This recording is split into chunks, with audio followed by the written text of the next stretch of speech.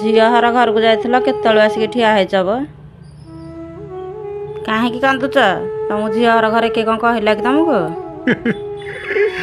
ମୋ ଝିଅକୁ ଏତେ ହଇରାଣ କରୁଛନ୍ତି ତା ଶାଶୁ ଶ୍ୱଶୁର, ମୁଁ ଆଉ ଦେଖି ସହିପାରିଲିନି ଲୋ, ସହିପାରିଲିନି। ମୋ ଝିଅକୁ ହଇରାଣ କରୁଛୁ ତା ଶାଶୁ ଶ୍ୱଶୁର? କ'ଣ ପାଇଁ? ତା ଛୁଆକୁ ଧରି ସେ ସେଇ ମାଟି ଘରେ ରହୁଛି। ସେ ଘରର କବାଟ ନାହିଁ ବା ଦୁଆର ମୁହଁରେ ଗୋଟେ ବାଲି ଚଲାଟେ ଦେଇକି ରହୁଛି। ଆଉ ଛାତ ଘରଟା କ'ଣ ହେଲା କି? ତା ଛାତ ଘରେ ତା ଶାଶୁ ଶ୍ୱଶୁର, ତା ଦିଅର ଯା, ସେମାନେ ସବୁ ରହୁଛନ୍ତି।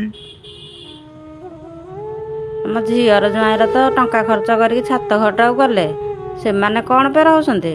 ଘରଟାକୁ ସିନା ଝିଅ ଜ୍ୱାଇଁ କରିଦେଲେ, ଯୋଉ ଜାଗାରେ ଘର କରିଛି ସେଇ ଜାଗାଟା ହେଉଛି ତା ଶ୍ୱଶୁରର ଜାଗା।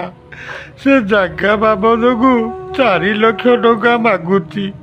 ଏପଟେ ରୋଗିଣା ପୁଅ, ସେ ତା ପୁଅକୁ ମେଡ଼ିକାଲ ନେଇ ଭଲ କରିବ ନା ଜାଗା ବାବଦକୁ 4 ଲକ୍ଷ ଟଙ୍କା ଦବ? ସେ ନ ଦେବାରୁ ସେ ଘରୁ ତାକୁ କାଢ଼ି ଦେଇଛନ୍ତି ଲୋ। ଘର କରିବା ପୂର୍ବରୁ ତା ଶ୍ୱଶୁର ତାକୁ ଜାଗା ଟଙ୍କା ମାଗିଲାନି, ଏବେ କ'ଣ ମାଗୁଛେ? ଆମ ଝିଅର କାହିଁକି ଛୋଟା ପୁଅଟେ ହେଲା, ସେଥିପାଇଁ ତାକୁ ହଇରାଣ କରିକି ଜାଗା ପଇସା ମାଗୁଛନ୍ତି। ଭଗବାନ ଯାହାକୁ ଯେମିତି ଗଢ଼ିଲେ, ଏଥିରେ ମୋ ଝିଅର କ'ଣ ଭୁଲ?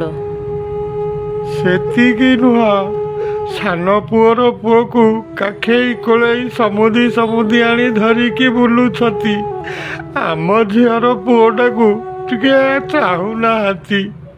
ବୁଢ଼ା ଯାହା ଖାଇବା ଆଣିବ ସାନ ପୁଅ ବୋହୂ ନାତିକି ଦବ, ହେଲେ ଆମ ଝିଅକୁ ଟିକେ କେହି ପଚାରୁନାହାନ୍ତି ଲୋ। ସମୁଦି ଆଣି 2ଟା ପୁଅ ଜନ୍ମ କରିଛନ୍ତି, ଜଣକୁ ପାତର ଜଣକୁ ଅନ୍ତର କ'ଣ ପାଇଁ ଦେଖୁଛନ୍ତି କେଜାଣି? ସମୁଦି ଯାହା କରୁଛନ୍ତି ସମୁଦିଆଣୀକୁ ପଚାରିକି କରୁଛନ୍ତି।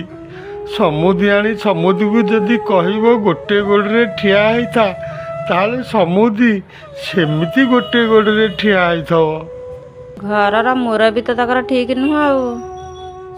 ସମୁଦିଆଣୀଙ୍କର ଗୋଡ଼ ହାତ ପଡ଼ିଗଲେ ଏଥିରେ କହିବେ ଯେ ତମ ଝିଅ ଆମର ସେବା କରୁନି। ଯାହା ହେଲେ ବି ବାପା ମା ଚକା ଆଖି ସବୁ ଦେଖୁଛି। ସମୁଦିଆଣୀର ଗୋଡ଼ ହାତ ପଡ଼ିଗଲେ ସେଇ ପୁଅ ବୋହୂ ଏଇକା ସେବା କରିବେ, ଆଉ କରିଥିବା କର୍ମଫଳ ସେ ନିଜକୁ ନିଜେ ହିଁ ଭୋଗିବେ। ଆମ ଝିଅ ଭାଗ୍ୟରେ ଯାହା ଲେଖା ଅଛି ତାହା ଭୋଗିବ ଆଉ। ହଉ ଆସ, କେତେବେଳୁ ଆସିବଣି, ଖାଇନଥିବ, ଖାଇଦେବ ଯୋଡ଼ି ଆସ। ହଁ ହଉ ଚାଲେ।